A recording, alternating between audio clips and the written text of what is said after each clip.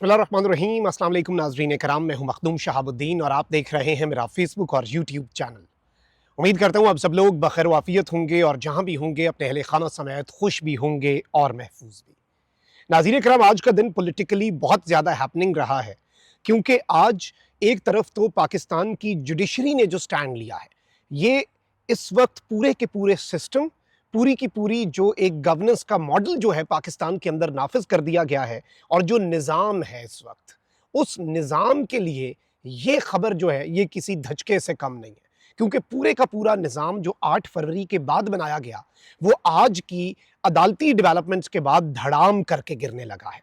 और इस सब के अंदर मैंडेट वापसी का अमल जो है वो शुरू हो चुका है। नवाज शरीफ, शहबाज शरीफ के लिए अब वो वाला मौका आ चुका है कि हम लुट गए और हम बर्बाद हो गए।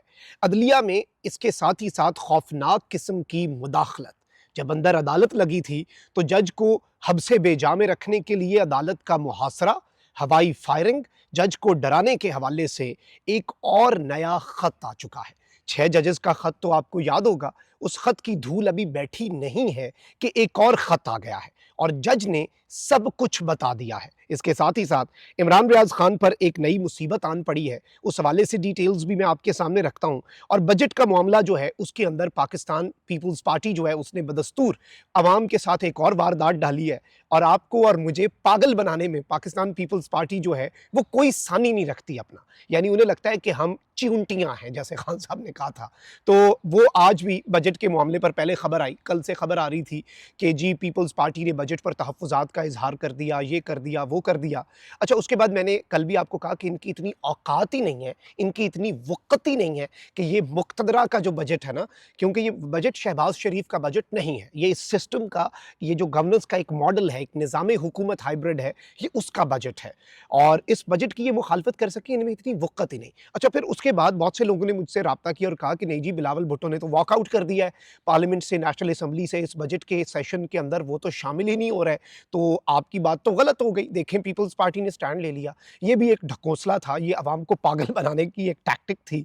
क्योंकि मैं आपको ये बताऊं कि बिलावल भुट्टो जो है वो बजट इजलास में शिरकत से पहले ही पार्लियामेंट से रवाना तो हुए, लेकिन इसहाक डार साहब पीपल्स पार्टी को मनाने के लिए बिलावल भुट्टो के पास भी पहुंचे। अब इंटरेस्टिंग बात यह है कि इसहाक डार ने नाराज पीपल्स पार्टी को मना लिया, लेकिन बिलावल चले गए। यानी सांप भी मर गया और लाठी भी ना टूटी। यानी कल को बिलावल कहेगा मैं तो इस बजट इजलास, लेकिन पार्टी वहीं पे मौजूद है, पीपल्स पार्टी मान गई है। ये कैसे हो सकता है ना मानते? मैंने पहले भी आपको बता दिया था और ये बात जो है ये बड़ी वाज़े अंदाज में मैंने आपको बता दी थी। अब यहाँ पर मैं आपको ये बताऊं कि इसहाक डार जो हैं उन्होंने पीपल्स पार्टी को मना लिया, लेकिन बिलावल भुट्टो साहब जो उन्होंने कहा नहीं नहीं, मैं इस बजट सेशन में नहीं बैठूंगा। भाई, हमें इसका क्या फ़ायदा, हमें इस चीज़ का क्या फ़ायदा कि आपका ये मामला या इस तरह की सिचुएशन है। तो ये एक चीज़ थी, मैंने कहा चलें आपके सामने रख दूँ। अब ज़रा खबरों पर आ जाते हैं। इमरान रियाज वाला मामला भी मैंने आपके सामने रखना है। अब इस सब के अंदर जो FIR दी गई है इमरान रियाज पर, इमरान रियाज का वैसे एक रोज़ा जिस्मानी रिमांड दे दिया गया है, जो कि बनता नहीं था, लेकिन अदालत ने आज 1 दिन का जिस्मानी रिमांड, पुलिस ने 7 दिन का जिस्मानी रिमांड मांगा।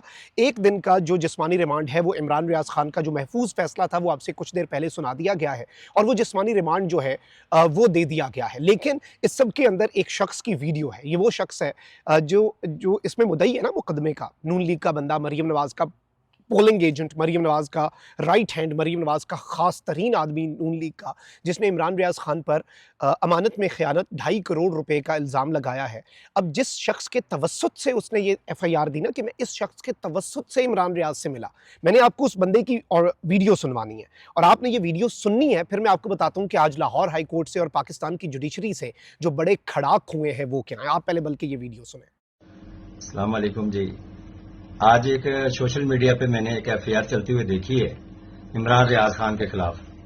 मैं डॉक्टर अरशद, और उसके खिलाफ एक FIR चल रही है। FIR नंबर है 39/64/24। तो उस ये FIR हुई है थाने निश्तर की थाने में, और मैं थाने निश्तर की हदूद में रहता हूं। मेरा नाम डॉक्टर अरशद है, ये मेरा जी शनाख्ती कार्ड है। इसमें मैं ये अल्फन कहना चाहता हूं कि इमरान रियाज के खिलाफ जो FIR की गई है ये झूठ पे मबनी है। इमरान रियाज से मेरा जाति कोई तल्लक ही नहीं है। तो इसमें तो मैं मेयर शराफत साहब, हमारे हल्के के जो MP हैं PTI से, उनको हमने सपोर्ट किया है, वो भाई हैं, वो जाती तौर पे मैं उनको जानता भी हूं। तो उसके साथ मेरी 1 या 2 मुलाकात इमरान रियाज साहब से जरूर हुई है। लेकिन ये हल्फन मैं कहता हूँ, ईमानन कुरानन कहता हूँ कि इस FIR से ना इमरान रियाज का कोई तलक बनता है। अगर मेरा तलक बनाया गया है तो फिर तो इमरान रियाज भाई का भी तलक नहीं हो सकता, क्योंकि ये झूठ पे मबनी है FIR। असद अरब भट्टी इसमें मुद्दई बनाया गया है। जी तो नाज़रीन इकराम, आपने ये वीडियो सुन ली, इस शख्स की गवाही भी आ गई है और इसमें जो गवाहान का जिक्र किया गया है ना, उन गवाहान में से भी एक शख्स ने कहा है कि मैं खुदा को हाजिर नाजिर जान के कहता हूँ इमरान रियाज खान बेकसूर है, इस FIR का ना कोई सर है ना पैर है। लेकिन चले, सिस्टम को यही मंजूर है तो सिस्टम इस वक्त फस्तायत पर अगर उतरा हुआ है तो हम क्या कह सकते हैं, हम उसमें क्या कर सकते हैं। इस मुल्क को आपने लाकानूनियत इस कदर इस मुल्क के अंदर राइज है, इस मुल्क को आपने सरजमीन बेआइन बना दिया है, ये चीज़ भी एक इस्टेब्लिश्ड फैक्ट है। अब यहाँ पर मैं आपको ये बता दूँ कि एक तरफ तो अदालतें जो हैं उनका तकद्दुस भी पामाल हो रहा है। मियाँ वाली में अभी ये बताया जा रहा है हालात कशीदा हैं और PTI के रिहा कारकुनान को दोबारा से गिरफ्तार करने की जो कोशिशें हैं वो की जा रही हैं। लेकिन जो ATC वाला मामला है ना, इंसदाद दहशतगर्दी अदालत सरगोधा, जहाँ पर उमर अयूब आपको पता है कि अंदर पेश होना चाह रहे थे, उमर अयूब को वहाँ पर मुहासरा कर लिया गया। एक तरह का मार्शल लॉ जो है वो लग चुका था। Chief martial law administrator Punjab Maryam Nawaz के हुक्म पर, IG पंजाब डॉक्टर उस्मान के हुक्म पर उनकी पुलिस ने, और उमर अयूब ने तो ये तक कहा कि जो इंसदाद दहशतगर्दी अदालत के जज हैं उन्हें यरगमाल बनाए रखा, उन्हें हब्से बेजा में रखा। और अब एक और जज ने खत लिख दिया है, इंसदाद दहशतगर्दी सरगोदा के जज ने chief justice Lahore high court को खत लिखकर बताया है कि नामालूम अफराद की तरफ से उन्हें हिरासा किया जा रहा है। पूरा मुल्क इस वक्त यरगमाल है और इस वक्त ये हुकूमत जो है इसमें ना मीडिया आज़ाद है ना अदलिया आज़ाद है, और इस सब के अंदर इंसदाद दहशतगर्दी अदालत सरगोदा के जज को हिरासा करने का केस, एक दरखास्त जो है ATC के जज की तरफ से दायर की गई है जिसमें बताया गया है कि जी नामालूम अफराद की जानिब से हिरासा किया जा रहा है। लाहौर हाई कोर्ट के चीफ जस्टिस अभी भी वही दबंग जज हैं जिन्हें आपने सुप्रीम कोर्ट में एलिवेट करने का हुक्म जारी कर दिया हुआ है ताकि इधर से इनकी जान छूटे, लेकिन अभी तक वही लाहौर हाई कोर्ट के जज हैं।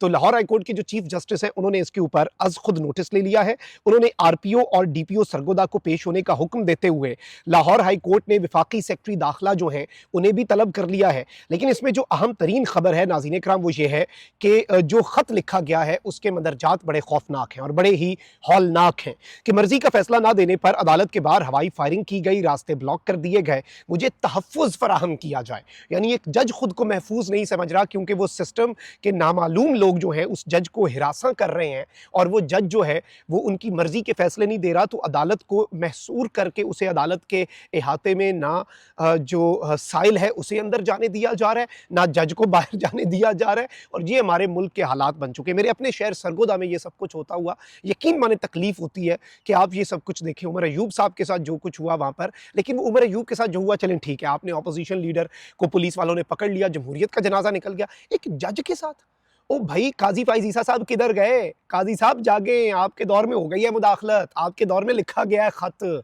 काजी फाइज ईसा साहब सोए हुए हैं, आप तो जाग जाएं अब, आपने तो दामन झाड़ दिया था ना, इतना आसान नहीं है। अच्छा, वहीं दूसरी जानिब जो बड़ी डेवलपमेंट है, जो सबसे बड़ी खबर है और जो मैंडेट वापसी का सफ़र जो है वो शुरू हो चुका है, उस हवाले से डिटेल्स मैं आपके सामने रख दूं।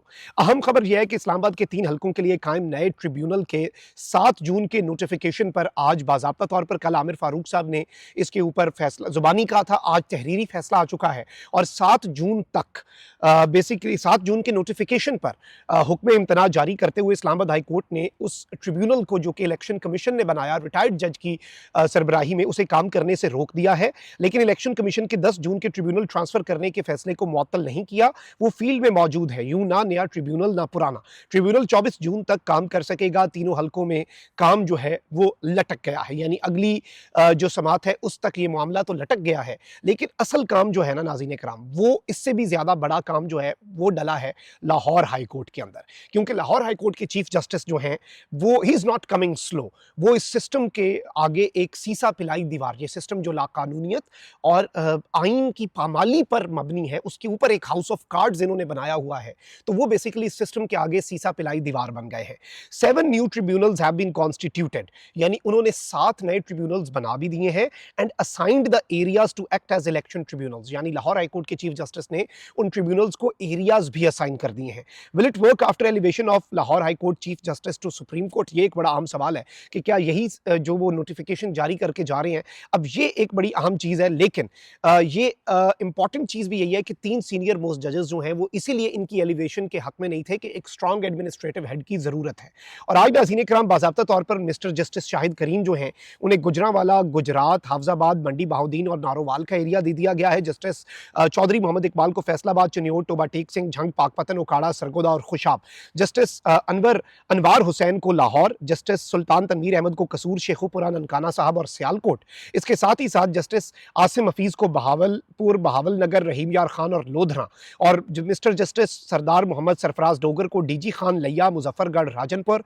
मिस्टर जस्टिस राहील कामरान को मुल्तान, भक्खर, खानेवाल, बिहाड़ी, साहिवाल। और मिस्टर जस्टिस मिर्जा विकास रऊफ को रावलपिंडी, जेलम, चकवाल, अटक, मियांवाली और तहसील सराय आलमगीर जो है वो अलॉट भी कर दी है। Now this is something very big. और लाहौर हाई कोर्ट से सुप्रीम कोर्ट के जज बनने वाले chief justice Lahore high court ने 7 नए इलेक्शन ट्रिब्यूनल्स ना सिर्फ कायम कर दिए हैं, बल्कि इन इलेक्शन ट्रिब्यूनल्स का नोटिफिकेशन जो है वो ऑनरेबल जज साहब ने जारी कर दिया है। और ये बाज़ाब्ता तौर पर इस हुकूमत के लिए एक बहुत बड़ा धचका है। इस हुकूमत के लुटने का वक्त आ गया है कि हम लुट गए, बर्बाद हो गए, साडे पल्ले कुछ नहीं रहा। और वही शहबाज शरीफ साहब जो कि बजट के बाद वो कहा जा रहा है ना कि ये हुकूमत ताब नहीं ला सकेगी और ये हुकूमत खुद ही घर चली जाएगी, अपने ही वजन के नीचे दब जाएगी। ऑल्दो सिस्टम पूरी कोशिश कर रहा है कि पीपल्स पार्टी भी वजारतें ले ले, और पीपल्स पार्टी को अगर सिस्टम ने कह दिया तो फिर उन्हें लेनी पड़ेंगी। उनकी वक़्त औकात से बहुत ऊपर की बात है। जैसे आज बजट इजलास के बारे में मैं बहुत कॉन्फिडेंट था ना, बिलावल के इस वॉकआउट के बावजूद भी मैं कॉन्फिडेंट था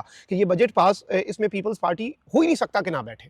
ये कैसे हो सकता है भाई? ऊपर से फैसले हैं ना, ऊपर के फैसले हैं। जिन्होंने इन्हें ये आईनी ओहदे दिए, जिन्होंने सिंध में मैंडेट दिया, जिन्होंने गवर्नरशिप्स दी, जिन्होंने सदारत दी बिलावल साहब के वालिद को, वो फिर बदले में भी तो कुछ मांगेंगे ना। There is nothing such as free lunch.